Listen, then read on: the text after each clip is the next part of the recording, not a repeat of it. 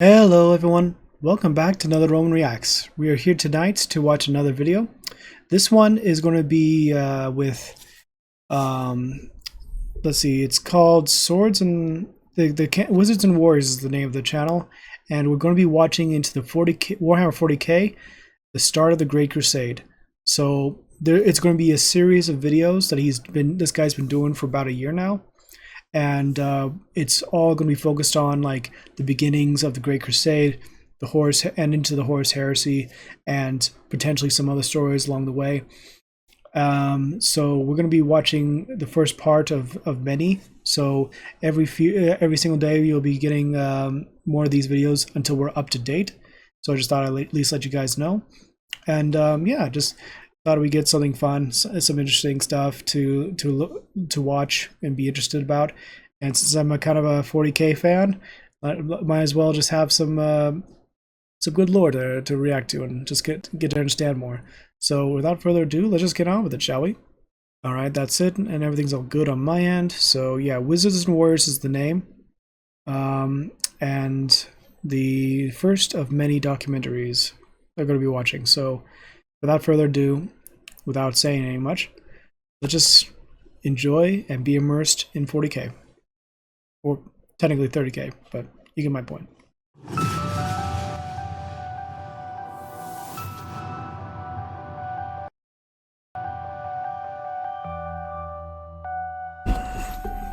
A brutal galaxy where fanatically religious humanity wages an unending war, where terrifying aliens seek the destruction of life, where another plane of reality exists, one filled with bloodthirsty demons and ruthless gods actively seeking the doom of all who enter it, where magic and other physics-defying phenomena exist.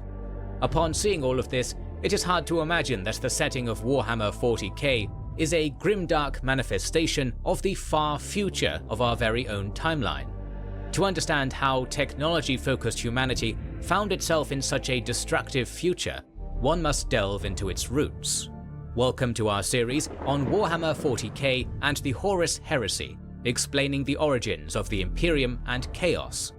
This first video will explore how humanity conquered the galaxy twice.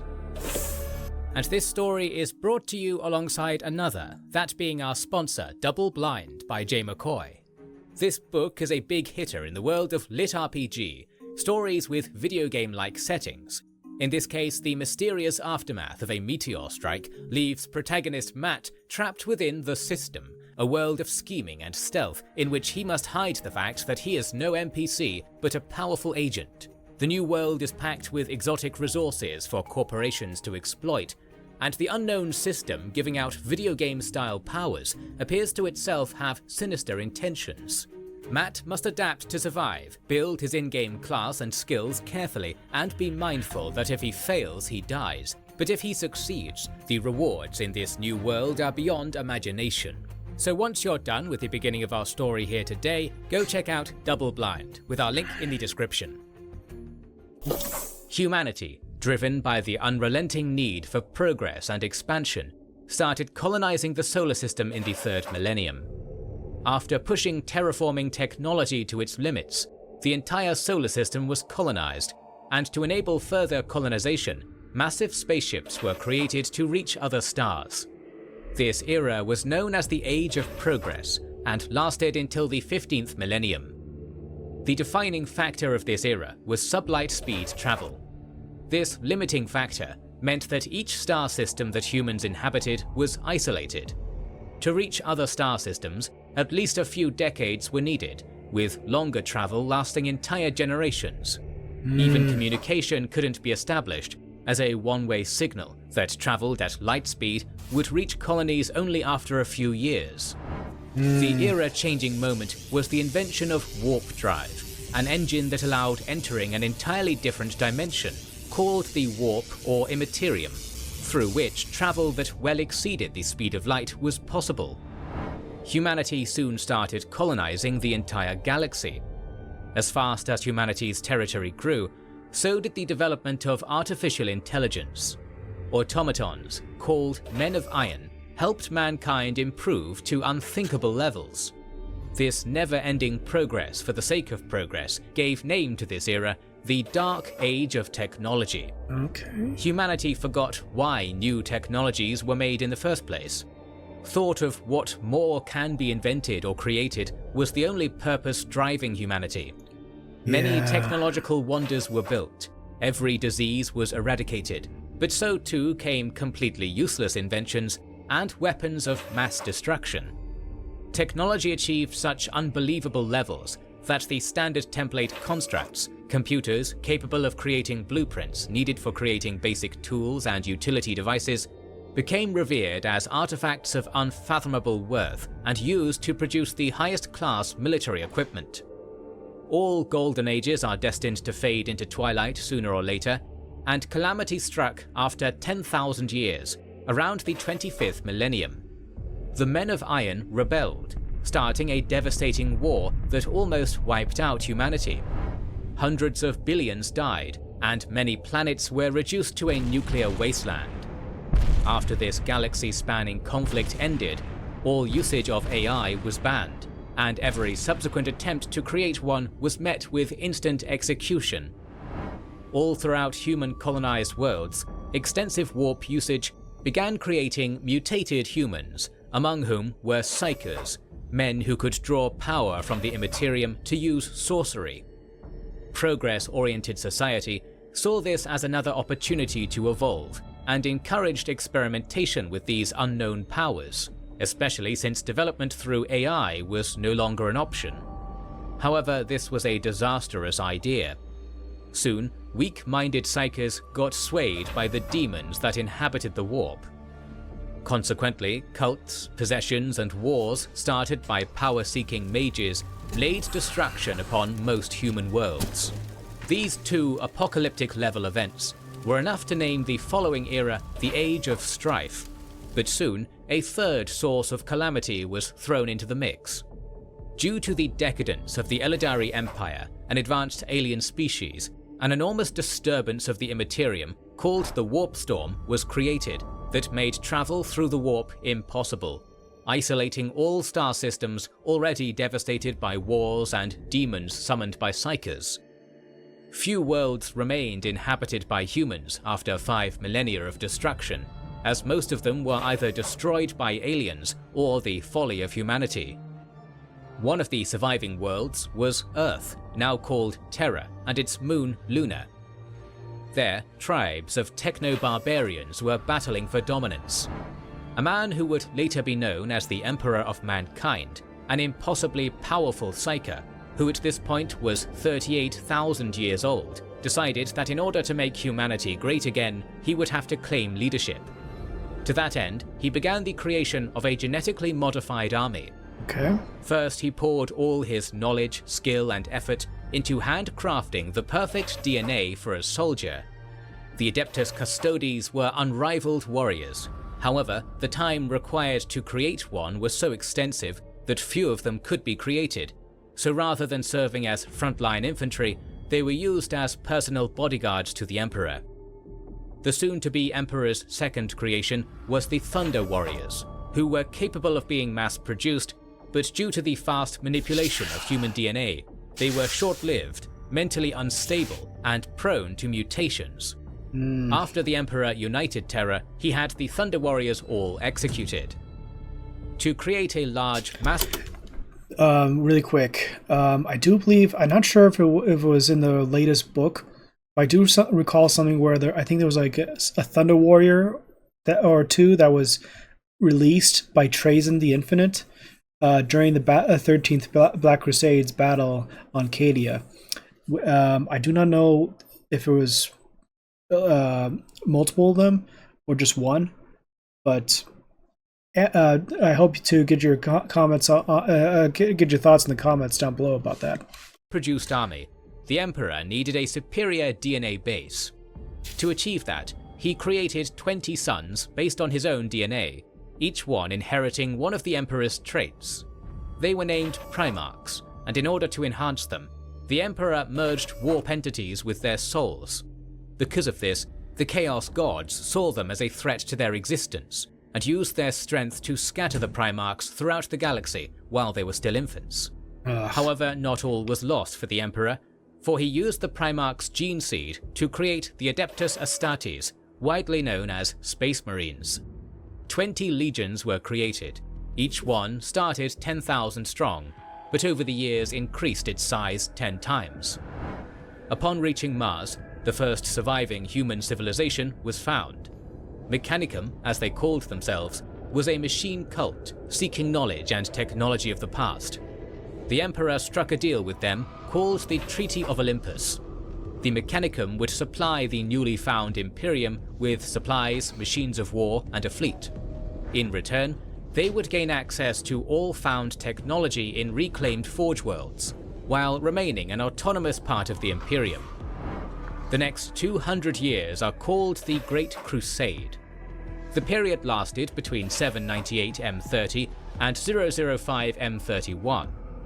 All human worlds were reclaimed from the Xenos, ergo aliens, or from humans, millions of whom joined the Imperial Army as Imperial Guard, soon becoming the primary fighting force.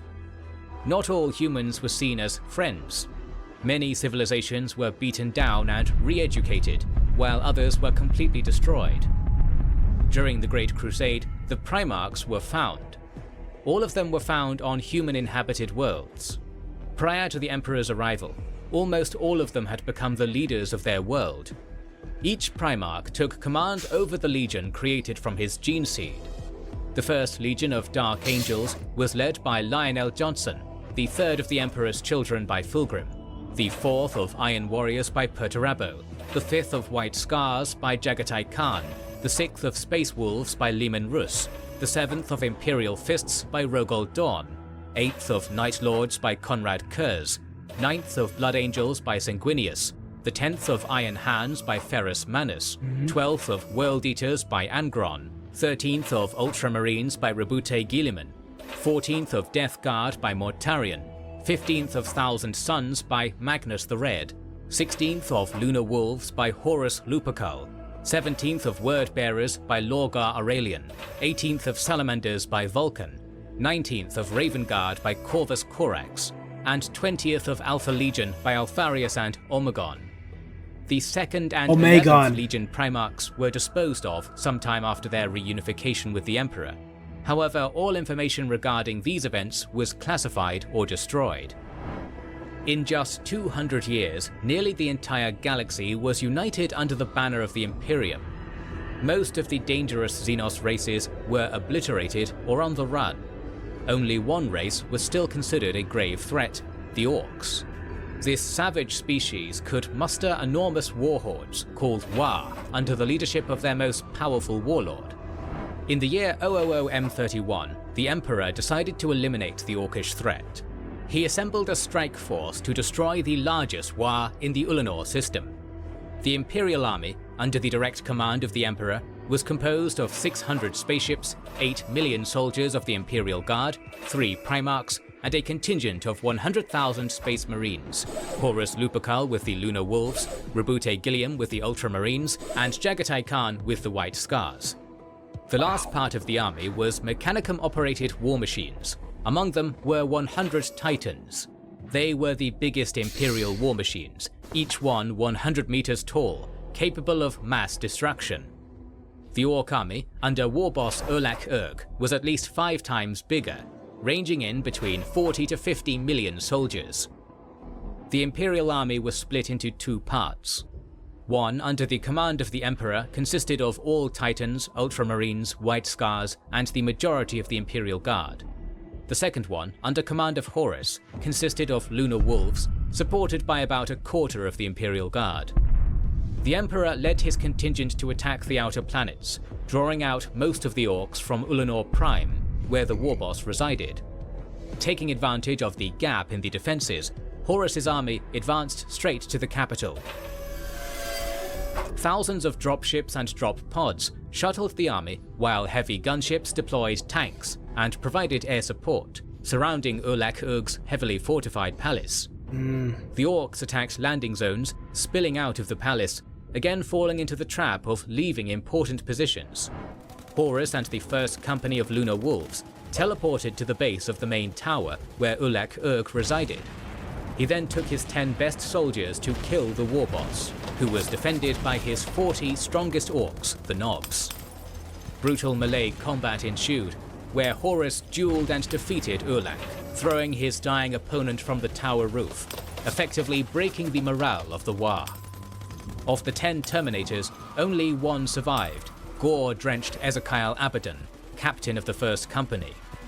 In the following hours, tens of thousands of orcs stuck between Terminator Space Marines and surrounding forces were slaughtered. Dozens of pretenders claimed the title of War Boss, and the place of every claimant was taken by 2 more. Infighting caused more losses among the orcs than the Imperial army. Methodical massacres done by humanity resulted in the complete eradication of the orcs in Ulanor and all nearby systems in less than a year. Orc losses were so devastating that the Emperor proclaimed the orcs would never again threaten the Empire. In celebration, the entire planet Ulanor Prime was turned into a monument. After a victorious parade in front of the Emperor of Mankind, Malkador, the Regent of Terra, and 16 Primarchs, the Emperor surprised everyone by announcing his retirement to Terra. To lead the Great Crusade in his stead, he appointed Horus as a War Master, the supreme leader of the army. Soon, more changes came, and the High Lords of Terra started to administer the Imperium. Armies were forced to carry civilians, such as journalists or propagandists, on board the spaceships. Taxes and levies were to be collected from newly conquered worlds. The dissatisfaction of the Primarchs only grew when the Emperor seemingly withdrew from the public eye, not involving himself with any known matters. Tensions were rising between the brothers and the state. In less than a year, legions almost started fighting over the use of Psykers. The Council of Nicaea was to determine the future fate of the Psykers. The Emperor would pass the final verdict. The abolitionists reminded everyone how Psykers led to the destruction of hundreds of worlds, how occultic practices stood against the morals of the Imperium of Man. The defenders of Psykers spoke of the overwhelming importance of their powers. Moreover, they reminded everyone that the Emperor was a Psyker himself. The third option was presented by librarians, space marines who were also Psykers. Their idea was to centralize the librarians' education under the Emperor's supervision. This offer appeased almost all present. However, the speech of Magnus the Red, the second most powerful Psyker after the Emperor, decided the outcome. Full of pride, he spoke about the pursuit of knowledge and how it should never be restricted. Everything that could be learned should be known, as there is no such thing as evil knowledge. Downplaying the dangers of the warp, he instructed that illustrious humans should develop the science. He then spoke about Plato's cave, where humanity looked at the shadows, thinking that was reality. In such a place, the one who saw the real world should guide the others to enlightenment. The Emperor was angered at Magnus, as his son, who inherited psychic powers, was blinded by ambition. The Emperor's judgment was to ban Psykers, seeing that resisting the temptations of the warp is too hard for humans. The verdict was followed by a threat that severe punishment would follow if any legion broke this law.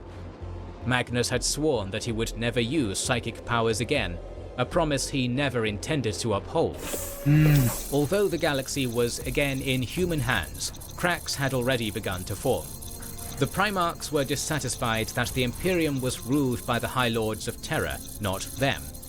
They were to listen to a brother, an equal, not the superior father, who now stopped involving himself in governing. How will the situation escalate? Find out in the next episode. Our series on the Warhammer 40k Horus Heresy will continue, so make sure you are subscribed and have pressed the bell button to see it. Please consider liking, commenting and sharing, it helps immensely. Our videos would be impossible without our kind patrons and YouTube channel members, whose ranks you can join via the links in the description to know our schedule, get early access to our videos, access our Discord, and much more. This is the Wizards and Warriors channel, and we will catch you on the next one. Okay, that is really cool to see. because no matter how we look at it, we always see how the perspective of like a few individuals, mostly the emperor, who's on a grand crusade to unite humanity, despite all the things that have taken place with the age of strife and like the war of the iron men of iron, and just how everything just fell into place, and then the Eldari, and the birth of Slanesh, which wasn't mentioned, but that that stuff had led to many downfalls that led to the barbarian wars on Terra, techno barbarians basically, and that allowed the Emperor to basically rise up and unite, saying it was time. And then everywhere you looked throughout this conflict, where everyone was trying to unite, become better, stronger, and so we know that the Emperor has a major project, which is the Webway, something that the Eldari had, which will be something along the lines of like quicker and safer access to travel from one planet to the next without the need of using warp travel, which is a big threat. There's also the fact that the Emperor knew of chaos, knows its dangers, but did not tell his sons because he didn't want them to get worried or fall into chaos, basically. And then after the Battle of Ulnor and wiping out the orcs, it just the Horus becoming the War Master, you know that there's going to be problems because either jealousy or envy follows, and there's so much lore in this, and just like you really get invested, and like you're just like, what's going to happen next? What's going to happen next? Is there something else that we don't know about? Is there a hidden character that did something that impacted this major story? Hello, uh, sorry, she's she's my sweetheart. But yeah, hopefully, I can't wait to watch more of this. This is really good stuff, and I'm going to make an effort to watch every single day of this until we are all caught up with this series. But anyways, guys, hope you enjoyed. Hope you had a great time. Let me know your thoughts down below in the comments of like what was your favorite part. I'll put a link for the guy's channel, and I'll post something random over here, including that subscribe button right about there. And I'll also cat. Check in the description down below for the main video for you guys to check it out yourselves, and I'll see you again soon. So Romans, salute. If you like Romans content and wish to see more, like and subscribe to continue to support the channel.